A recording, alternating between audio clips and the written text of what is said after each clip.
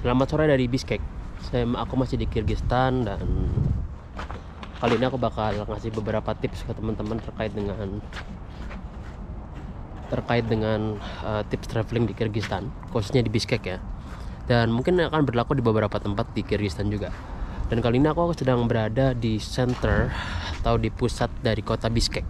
Jadi gini, ibu kota dari Kyrgyzstan adalah Bishkek. Bishkek ini terkenal dengan metropolitan lah ya, tapi sependek pengalamanku di sini tetap aja kelihatannya kayak Korea Utara gitu loh di sini. Kayak Pyongyang. Pyongyang kan ibu kota Korea Utara. Nah, teman-teman bisa lihat di sini nih, banyak banget peninggalan-peninggalan prasejarah. Ya, peninggalan ini ternyata orang-orang Kyrgyzstan tuh mereka sangat mencintai sejarah mereka gitu loh. Aku nggak tahu nih bacanya apa, tapi aku tahu satu orang sih. Ini aku tahu satu orang ini, namanya Mahmud Al siapa gitu, aku lupa. Mahmud siapa gitu nih.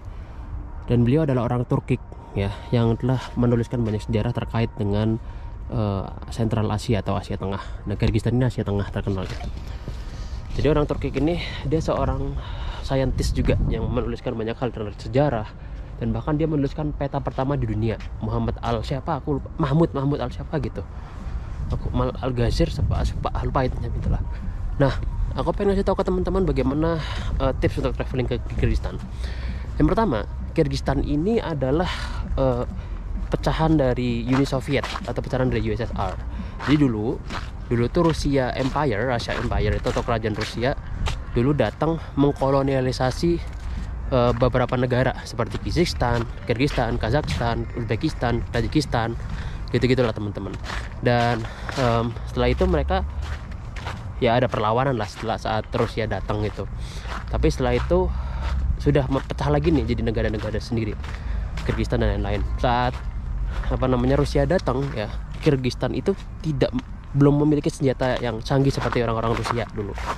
Jadi orang-orang Kyrgyzstan masih pakai kuda, masih berburu dan meramu lah gitu lah, orang nomaden gitu. Nah, karena mereka adalah jajahan dari Uni Soviet, maka bahasa yang sering digunakan di sini adalah bahasa Rusia, atau bahasa nasional juga mereka punya bahasa nasional Kirgiz gitu namanya teman-teman.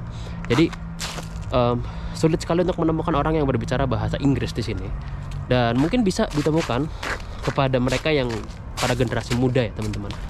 Itu gampang untuk menemukan orang-orang yang berbicara bahasa Inggris. Tapi kalau yang tua agak sulit, umur 30 ke atas, 40 ke atas itu susah. Dan sedangkan para pedagang tuh umur 30 ke atas semua, rata-rata nggak bisa bahasa Inggris gitu. Jadi agak berat. Nah, salah satu tips pertama itu adalah setidaknya teman-teman itu bisa menguasai sedikit kata-kata dalam bahasa Rusia atau bahasa Kirgiz gitu loh. Ya, seenggaknya bisa tanya membeli apa gitu, ini tanya harga gitu-gitulah. Tanya kabar, ngenalin nama, kalau misalnya tersesat di mana. Minimal gitu, bisa menjelaskan seperti itu. Dan itu tips pertama. Nah, ini adalah salah satu patung lagi ya. Banyak banget patung-patung di Kyrgyzstan nih. Ya, ini benar. Nah, kayaknya kacanya dah. Banyak banget patung-patung di Kyrgyzstan teman-teman. Dan kita akan menuju ke bagian sentral atau bagian pusat kota dari Bishkek sendiri. Tadi itu adalah tips pertama. Pelajari beberapa kosakata yang memudahkan teman-teman untuk traveling tadi. Oke, lalu yang kedua adalah terkait dengan berapa sih budget yang teman-teman harus bawa untuk traveling ke Kyrgyzstan gitu. Nah, ini fakta yang menarik bahwasanya Kyrgyzstan adalah bekas bagian dari Uni Soviet yang paling miskin gitu loh. Jadi Kyrgyzstan ini kan kecil tuh ya, kalau dibandingkan dengan negara-negara lain yang juga bekas jajahan Uni Soviet. Kyrgyzstan ini yang paling kecil negara dan paling miskin, dan sehingga ini juga berdampak pada sektor yang ada di sini gitu loh. Mereka punya gaji minimum UMR yang itu tidak lebih dari $300 atau bahkan di bawah $300 gitu loh, atau sekitar berapa, 3 juta rupiah per bulan minimal, gaji minimal, atau 2 juta rupiah gitu lah. Dan itu sangat cukup sekali untuk tinggal di sini, dan itu udah murah, udah tinggi banget lah teman-teman. Karena apa-apa di sini murah banget. Jadi seperti rokok satu bungkus tuh sekitar 100 som ya, atau sebesar berapa? Kalau 1 som itu sekitar 174 rupiah Berarti kalau 100 som itu sekitar 17.400. Rokok tuh harganya 17.000. Ini yang rokok aku dapat nih, 17.000. Itu murah banget. Kalau di Indo kan sampai 25.000 tuh. Itu yang rokok. Kalau makan 10.000 rupiah udah bisa makan daging di sini, udah enak banget. Dan taksi gitu, taksi murah banget, taksi 17.000, 15.000. Dan di sini mereka tidak menggunakan ini ya, teman-teman, tidak menggunakan motor. Jadi ada beberapa yang pakai motor, tapi mereka tidak menggunakannya secara konvensional seperti di Indonesia. Jadi berapa budget yang perlu dibawa? Kupikir untuk stay dalam waktu 1 minggu 5 juta cukup lah, 5 juta atau berapa. Aku 2 minggu di sini aja sekitar berapa? 4 juta, 5 juta 2 minggu aku stay di sini. Dan ini adalah sentralnya. Dan itu adalah museum historis yang kemarin aku masuk sih, cuma aku nggak ngerekam aja. Jadi di sana tuh museum, tempat dimana banyak hal tentang Kyrgyzstan diceritakan. Bagaimana orang-orang Kyrgyzstan dulu nomaden, pindah-pindah, bagaimana Rusia datang. Itu di situ diceritain semua itu. Dan itu adalah patung Manas. Manas itu adalah national hero atau pahlawan nasional dari Kyrgyzstan. Kita dikenalnya sebagai Manas, seorang great warrior gitu loh, atau pejuang atau petarung gitu loh. Nah itu benderanya tuh, warnanya merah. Dan fakta menarik bahwasanya sempat terjadi beberapa konflik di era saat pembentukan Kyrgyzstan ya. Jadi dulu para founding father atau para pendahulu orang di Kyrgyzstan itu, mereka sempat terjadi konflik untuk menentukan sebenarnya bentuk dari benderanya mau bagaimana gitu. Dan itu ada banyak banget macam-macam jenis-jenis bendera yang ditawarkan, dan akhirnya pilihan jatuh pada bendera yang warna merah itu, ya kan. Itu kan gambarnya kayak ada warna merah di tengahnya, itu kayak matahari gitu loh kalau kelihatan teman-teman tuh. Dan mataharinya itu kan ada kayak apa ya, kayak lancip-lancipnya itu tuh di samping-sampingnya kalau matahari. Nah, lancip-lancipnya itu aku lupa jumlahnya, cuman lancip-lancipnya itu dia menggambarkan terkait dengan jumlah pahlawan yang ada di Kyrgyzstan gitu loh, yang perlu diingat teman-teman sekalian. Nah, itu tips kedua tadi kan terkait dengan keuangan gitu. Tips ketiga adalah masih terkait dengan keuangan. Tips ketiga adalah teman-teman, kalau yang dari Indonesia, aku sarankan untuk bawa dolar dari Indonesia, baru ditukar di sini. Kenapa? Mungkin banyak traveler yang mengira bahwa bisa pakai kartu Visa dimanapun berada, dan itu bisa narik uang di sini, di negara pun dan lain sebagainya lah intinya. Tapi aku sarankan untuk bawa dolar dari Indonesia. Coba tukarkan uang rupiah kalian kepada dolar dulu. Setelah sampai sini baru tukarkan ke mata uang lokal, ke som gitu. Namanya som, mata uang lokalnya. Nah, kenapa hal itu terjadi? Karena gini, di Kyrgyzstan pin code atau kode pin ATM-nya itu dia berjumlah cuma 4. Ya 4 digit. Sedangkan kita di Indonesia cuma 6, ada 6 gitu loh. Jadi kalian tidak akan bisa menarik uang di sini, teman-teman. Aku pernah hari pertama aku nyampe di sini, saat aku menarik uang itu aku naruh pinnya tuh 3 kali gitu. Jadi jadi aku naruh pin ATM-nya itu, loh kok cuma 4. Aku coba lagi, loh kok cuma 4. Loh kok cuma 4, 3 kali keblokir ATM-ku dan aku nggak punya uang. Nah, kebetulan aku punya teman di sini, jadi mereka bisa bantu gitu, teman-teman. Jadi at least teman-teman bawa dolar gitu. Dan kebetulan juga aku bertemu beberapa WNI, dan aku coba mencari keberadaan warga negara Indonesia di Kyrgyzstan melalui sosial media, dan aku menemukannya, dan mereka bantu aku untuk bisa terima duit. Jadi aku minta tolong temanku di Indonesia untuk kirimkan aku uang ke ATM Indonesia mereka, lalu diubah ke som dan aku ambil di mereka. Jadi ya itu cukup membantu lah, teman-teman. Jadi gitu, bawa dolar dari rumah. Nah itu keren banget tuh. Dan ini teman-teman, kalau ke Kyrgyzstan lihat banyak orang-orang India di sini ya, karena pendidikan medicine atau kesehatan di sini cukup murah, cukup terjangkau untuk bahkan 2 atau 3 kali lipat lebih murah dari Indonesia gitu. Jadi banyak orang yang belajar ke sini untuk belajar kedokteran gitu, teman-teman. Tadi tips ketiga terkait dengan ATM. Tips keempat adalah terkait dengan taksi. Jadi ketika teman-teman sampai di Kyrgyzstan, khususnya ketika aku ngambil kasus di Manas Airport atau Bandara Manas namanya. Jadi Manas itu apa? Ya, Bandara Manas. Teman-teman nanti akan sampai di Manas Airport yang ada di Bishkek ya. ketika teman-teman sampai di Manas Airport, teman-teman pasti akan yang namanya disambut oleh para taxi driver, datang tanya, where are you from, kamu dari mana, terus mau taksi nggak, gitulah. Dan teman-teman, dari bandara ke sentral kota ini lumayan jauh ya, sekitar 45 menit kalau ditempuh pakai perjalanan taksi gitu.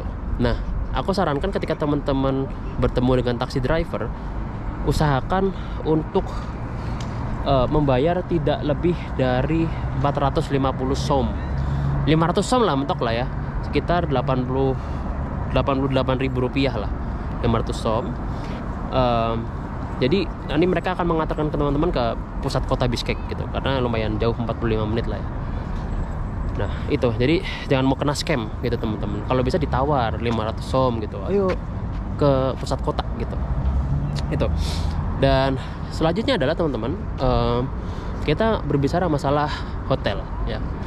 Penginapanku di Bishkek itu cukup murah, per malamnya sekitar 50.000 rupiah, dan aku hanya membayar sekitar 1.000 berapa gitu, 2.000 berapa gitu untuk 2 minggu gitu, dan itu cukup murah banget sih. Dan ya itulah, coba aku sarankan jangan cari hotel yang mahal-mahal lah kalau misalnya teman-teman mau traveling murah gitu loh. Cukup murah kok, 50.000 bisa dapat enak gitu. Itu adalah tips ke-5 ya tadi ya. Selanjutnya ada tips ke-6. Tips ke-6 adalah terkait dengan suhu ya. Ketika teman-teman datang ke Kyrgyzstan, yang paling bagus adalah musim-musim spring atau fall. Jadi ketika musim peralihan, jangan datang ke awal-awal tahun. Ketika awal tahun kayak gini, Januari, Februari, Desember, September, itu bakal musim dingin teman-teman. Itu kayak salju di mana-mana itu ya. Dan ketika mereka musim dingin ya, itu bisa sampai minus berapa, minus puluhan derajat gitu. Sekarang ini aku udah minus berapa, minus 10 derajat di sini. Dan 2 minggu yang lalu itu dia minus 20-30 derajat, 2 minggu yang lalu loh teman-teman.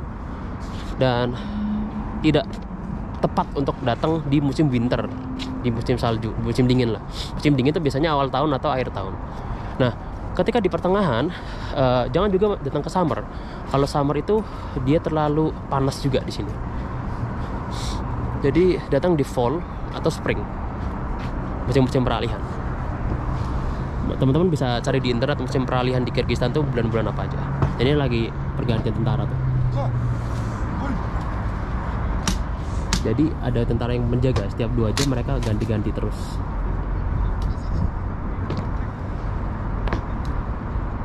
Nah, aku rekam dulu pakai HP.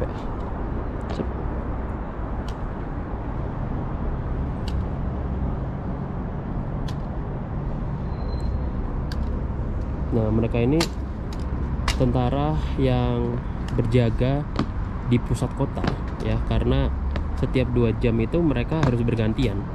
Nah, itu mereka gantian sama tentara yang itu tuh. Jadi mereka berdiri selama 2 jam di situ. Berdiri, nanti 2 jam lagi ganti, 2 jam lagi ganti, gitu-gitu, teman-teman. Dan banyak orang yang juga menyaksikan di sebelah sana. Ini lumayan sakral lah ya. Tadi udah berapa? Tips kelima ya. Oke. Tips selanjutnya adalah terkait dengan public transportation.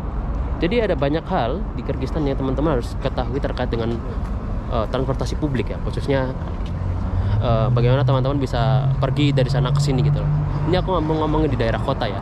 Kalau di pusat kota itu yang paling terkenal adalah Yandex Go. Yandex, YANDEX Go. Jadi Yandex Go itu adalah semacam kayak Grab atau kayak Gojek gitu loh. Tapi dia bentuknya taksi teman-teman. Coba teman-teman download Yandex Go, dan itu akan membantu teman-teman untuk berkeliling Bishkek di daerah kota gitu.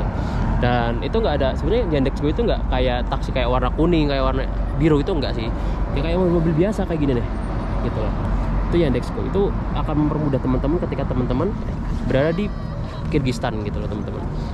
Dan ya selain Yandex Go, selain Grab tadi, teman-teman juga bisa menggunakan public transportation seperti bus. Di sini ada banyak bus yang mereka itu berkeliaran ya. Ada kayak sebenarnya ada bus yang yang itu nempel di listrik gitu loh. Jadi ada tiang gitu, dan dia busnya nempel di listrik, dan itu bertenaga listrik gitu. Dan bis itu udah cukup lama. Temanku bilang bahwa itu sudah dari zaman peninggalan Uni Soviet teman-teman, dan itu udah cukup lama dan masih beroperasi sampai sekarang. Itu cukup murah gitu. Jadi Jangan khawatir kalau masalah public transportation di sini oke lah. Cuman yang menjadi khawatirnya adalah ketika teman-teman tidak bisa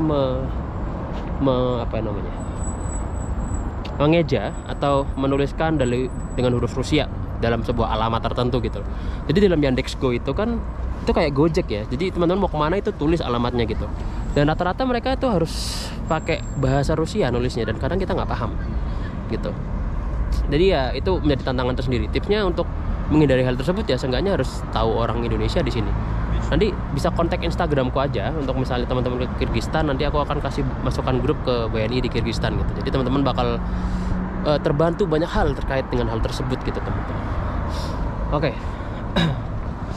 Tuh menarik banget kan, sini orang-orang pada kumpul dan tuh ada bule. Sebenarnya Kyrgyzstan ini nggak walaupun Asia tapi mereka juga masih punya muka-muka orang Eropa karena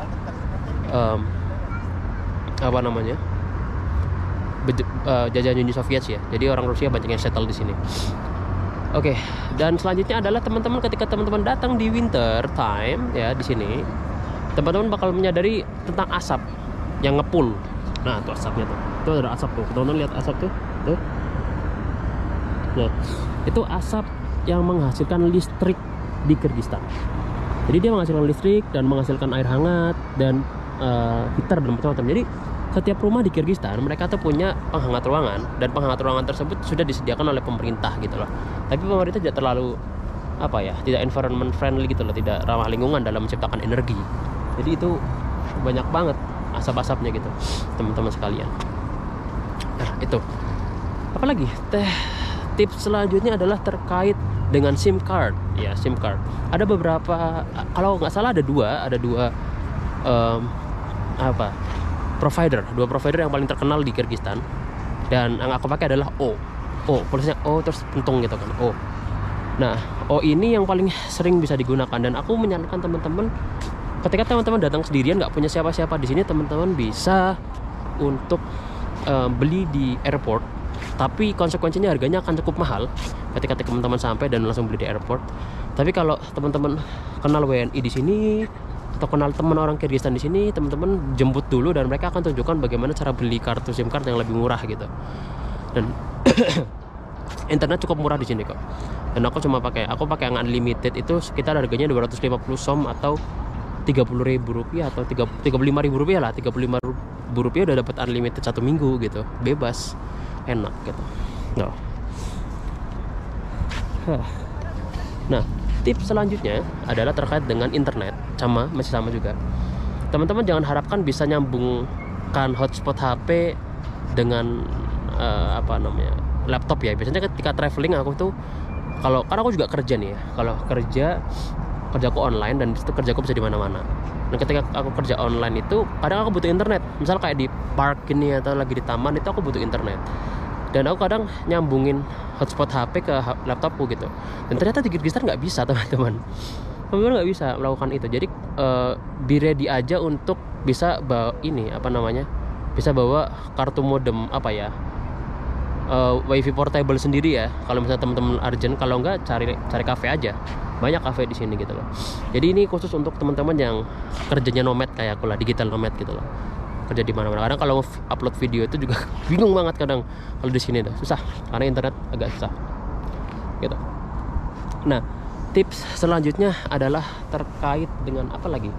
Terkait dengan makanan. Oke, makanan. Teman-teman jangan coba mengharap untuk bisa mudah menemukan nasi di sini. Karena rata-rata orang Kyrgyzstan meskipun mereka orang Asia, tapi mereka punya sejarah sebagai seorang nomad atau orang-orang yang dia tuh kerjanya nggak netep gitu loh. Dia tinggalnya pindah-pindah dari tempat ini gitu. Dan ketika mereka pindah-pindah, mereka juga berburu dan meramu teman-teman.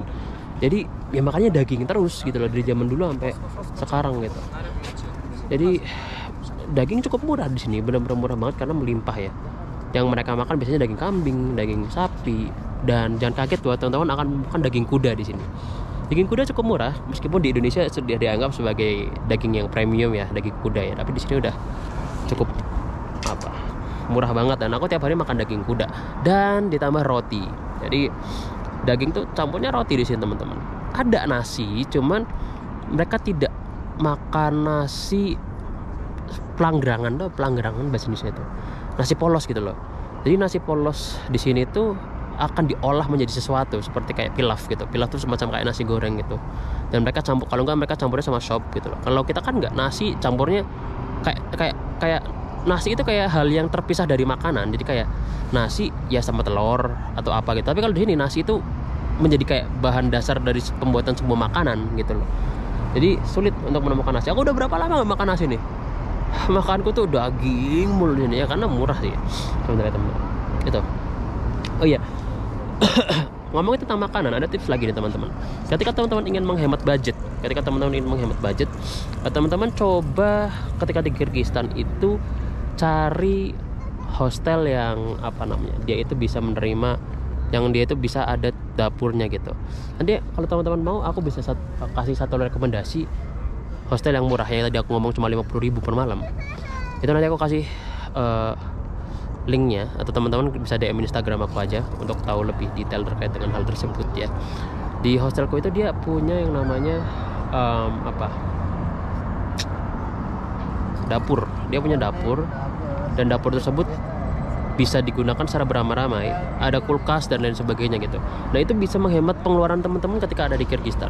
Jadi teman-teman bisa belanja barang harian kayak roti dan lain sebagainya, dan itu ditaruh di kulkas gitu loh. Dan mereka tidak akan ngotak-ngatik makanan teman-teman. Taruh di kulkas, teman-teman pengen masak pagi-pagi masak, siang-siang masak, malam-malam masak. Dan itu gratis gitu. Daripada teman-teman cari makanan di luar gitu, dan itu belum tentu cocok sama lidah teman-teman toh, dan harganya juga lumayan mahal gitu teman-teman. Gitu. Nah, hal selanjutnya yang perlu teman-teman tahu adalah terkait dengan tempat wisata di Kyrgyzstan. Di Bishkek tidak banyak hal yang teman-teman bisa kunjungi ya. Banyak, beberapa sedikit sih ya, kayak misal kayak museum ini, Manas, terus tempat ini kagak tahu tempat apa, dan beberapa tempat lainnya yang mereka itu masih gedung-gedung peninggalan Uni Soviet. Ini kan kayak gedung-gedung Rusia banget ini. Ya, gedung-gedung Rusia banget. Gak banyak hal di Bishkek yang bisa teman-teman kunjungi, tapi teman-teman bisa untuk booking beberapa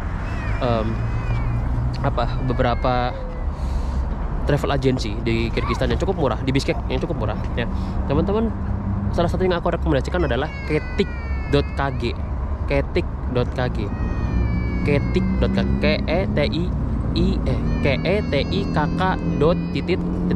KG gitu loh.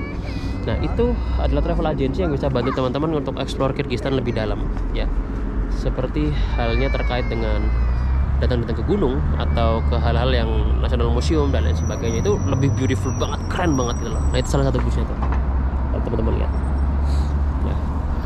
Itu jadi nggak ada cara lain untuk bisa menuju ke sana karena nggak ada bus. Kalau kita mau ke national museum, ke national park atau ke tempat yang jauh dari kota, kita nggak ada bus, kecuali teman-teman harus booking travel agency gitu. DM aja ke Instagramku kalau misalnya mau nyari gitu teman-teman.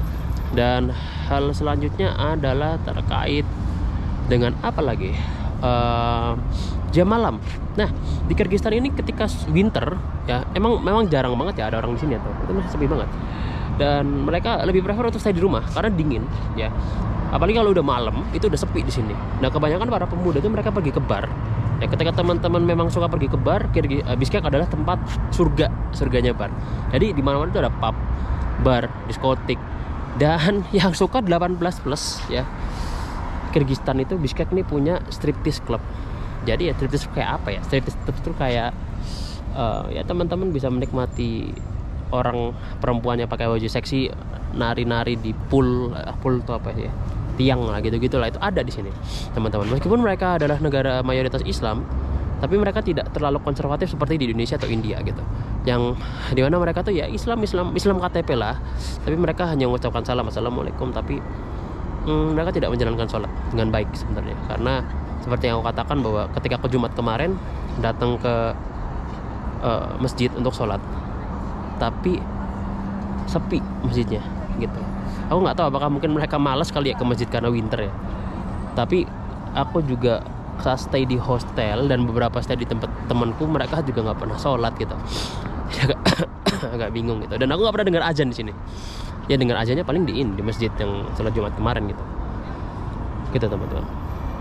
Dan selanjutnya adalah ketika teman-teman pengen nyari jodoh orang Kyrgyzstan, kita untuk yang cowok nih ya, pengen cari yang cewek, orang-orang cewek-cewek Kyrgyzstan tuh mereka cenderung malu, tapi mereka senang banget kalau kenal sama foreigner atau orang asing. Ketika teman-teman orang asing jalan aja di tengah nih, misal jalan-jalan di sini gitu kan, jalan gitu, lalu tanya sama orang, hey, aku nyasar nih, aku baru di Kyrgyzstan gitu. Ya wajar-wajar aja lah, gimana cara teman-teman bisa dapetin hati cewek gitu kan. Dan mereka akan excited untuk bisa cari teman baru gitu loh dari luar negeri. Ya siapa tahu bisa jadi jodoh, aku nggak tahu ya. Siapa tahu teman-teman bisa jadi jodoh gitu. Dan yang untuk cewek mau cari yang cowok juga hal yang sama di sini. Cowok-cowok di sini cukup excited kalau lihat bule ya. Entah dari Indonesia atau dari mana gitu. Tapi ya itu, kadang sebetulnya bahasa Inggrisnya itu ya teman-teman. Begitu. Nah, apalagi tips selanjutnya? Tips selanjutnya adalah terkait dengan yaitu karena apa-apa di sini murah, teman-teman kadang nggak kerasa tiba-tiba uang habis aja gitu. Jadi jangan boros gitu teman-teman. Usahakan cari opsi yang paling murah. Karena apa-apa murah di sini dan teman tiba-tiba habis aja uang. Kayak udah beli, karena murah apa-apa di sini. Gitu. Apa lagi? Tiket pesawat kalau dari Indonesia lumayan mahal ya, sekitar 8 juta 10 juta ya untuk sampai ke sini ya. Terus satu kali jalan doang ya. Ya lumayan mahal lah gitu teman-teman. Apa lagi? Itu aja mungkin ya, dan gak ada hal lain yang juga aku bisa katakan di sini karena sudah cukup gitu teman-teman. Untuk alasan kenapa aku kesini, aku ada beberapa urusan yang aku tidak bisa ceritakan ke teman-teman, dan ini menjadi alasan kenapa aku tidak bikin banyak vlog, karena aku ingin menikmati quality timeku bersama teman-temanku gitu. Oke, vlogku sampai sini dulu, dan kita nanti akan lanjut di sesi selanjutnya. Kalau ada pertanyaan langsung DM aja di Instagramku. Oke, nanti aku akan bantu teman-teman ketika teman-teman sampai di Kyrgyzstan. Oke.